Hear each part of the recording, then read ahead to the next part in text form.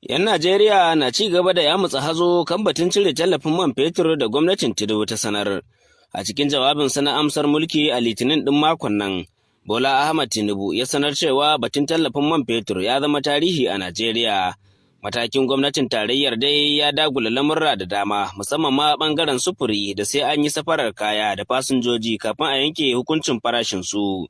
Alhaji Lawal Mani, wani direba ne da ke aiki a tashar NATO da ke Katsina, ya ce dole ce ta sanya suka ƙara kuɗin mota ba don ran suna so ba. Muna ɗaukar fasinja a naira 4,000 a baya, a yanzu kuma yanayin nan da mai ya ƙara kuɗi muna ɗaukar fasinja naira 6,500 a ɓangaren bus kenan. Sannan akwai ɓangaren Sharon Kogo muna ɗauka naira 4,500 amma yanzu mun maida shi naira 7,000. Sannan kuma Lagos ana ɗauka naira 13,000 da yanzu kuma an maida shi naira 15,000 duk saboda adan man nan da aka samu. Tallafin man fetur dai waɗansu kuɗi ne da gwamnati ke warewa maƙudai domin tallafawa 'yan kasuwa su yi safararsa zuwa Najeriya.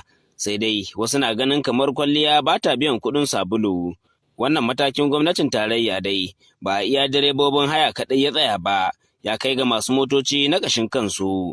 Bashir Ya'u ya ce sauran kaɗan su jingine motocinsu saboda tsadar fetur ɗin da ya yi. Mu masu abin hawa alal hakika gaskiya ya ƙara kawo mana damuwa idan muka yi la'akari da baya muna sayan shi 220 wanda shi ma din mun takura idan muka kalli can baya da muke sayan shi da sauki, amma a 220 din ya sanya muka dai duk da haka nan ba mu jin daɗi muka daure mana sai har ya zama jiki. So kuma jiya kwatsam sai muka ji sabon farashin sa ya zo wanda kuma hakan gaskiya mu bai mana daɗi ba. Sana kuma wannan farashin da ya ƙara zai sa kayan masarufi su masu ƙara, kaga za a iya shiga wata damuwa. Tuni dai ƙasashe irin su Ghana a nahiyar Afirka suka cire tallafin man fetur a ƙasashen su.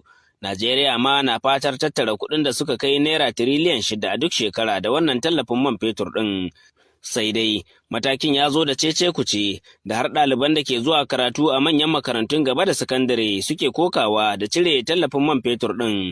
Binta Aliyu, ɗaliba ce a jihar Adamawa, ta ce an yi musu ƙofar rago ta yadda abin hawa ya yi tsada ga kuma kayan masarufi ma sun yi tashin goron zabi. Din mai 550 yaya ake son talaka yayi, ya ake son ɗalibi yayi. Ni yanzu a matsayina na ɗaliba a yanzu haka ina kashe 1,000 kuɗin mota da yake kai ni zuwa makaranta. Ba a lissafin abun da zan ci a makaranta, ba a lissafin kayayyakin da zan siya in yi amfani da shi a makaranta. Ya ake son ɗalibi yayi. Idan ka taɓa 'yan nafe sai su ce maka mai ya hau, idan ka taɓa 'yan mota sai su ce maka mai ya hau, nan da nan sai ka je a ce maka naira 100, 150, 200. Ta yaya ake son talaka yayi? Ya kamata a ce su ma masu keke napep din ce akwai gurin da za su ɗauka naira 50, 70, 80, 100. Ba wai haka kawai za a sa farashi a ce an yanke farashin naira 50 ba. A gaskiya ya kamata a ce mu fara duba daga kanmu, shugabannin mu su ma su dube mu, waɗanda abubuwan ya rataya a wuyan su ma ya kamata su duba, saboda gaskiya hakan ya sa kayan masarufi ma ya tashi. Akwai masu ra'ayoyi mabambanta kan wannan mataki na gwamnatin tarayya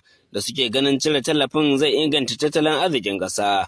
Wasu kuma na ganin zai durƙusar da ƙananan sana'o'i. Dr. Murtala Kwara masanin tattalin arziki ne a jami'ar Umaru Musa 'Yar'adua da ke Katsina. Wannan cire tallafin man fetur da gwamnatin tarayya ta yi yana da muhimmanci kwaran gaske in ka diba da kamaya da ke cikin shi da kuma cututtuka wanda an riga an yi establishing nasu cewa akwai zalunci mai yawa a ciki. So kaga kamar yadda ikirarin gwamnatin tarayya ta ce idan ta cire za ta rika samun wajen tiriliyan 6.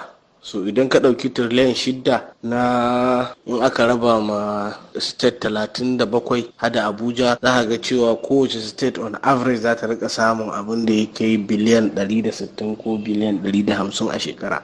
So in ka raba wannan kuɗin za ka ga cewa kuɗaɗen jihohi sun ƙaru kwaran gaske, wanda wannan shi zai ba da dama su ƙara albashi, a ƙara ayyuka, kuɗaɗe su wadata a wurin jama'a. Amma duka wannan sai in an yi abin da ya dace a yi da kuɗin, kuma an tattoshe kafar satai kamar yadda muka sani ana ta yin ta, a tattoshe kuma kuɗin su jema jihohi. So in Allah yadda muna kyautata tsammanin za a ɗan sha wahala funawa, amma nan gaba za a warware. Har yanzu dai ƙungiyar kwadago da ta sa kafa ta shura matakin gwamnatin bata ce uffan ba game da matakin da za ta ɗauka bayan sanar da cire tallafin da ya sanadiyar farashin man ya tashi. Sai dai masu sharhi na cewa ƙungiyar kwadagon ba ta da wata sabuwar dabarar da ta wuce tsunduma yajin aiki da ake ganin bata cika bullewa ba.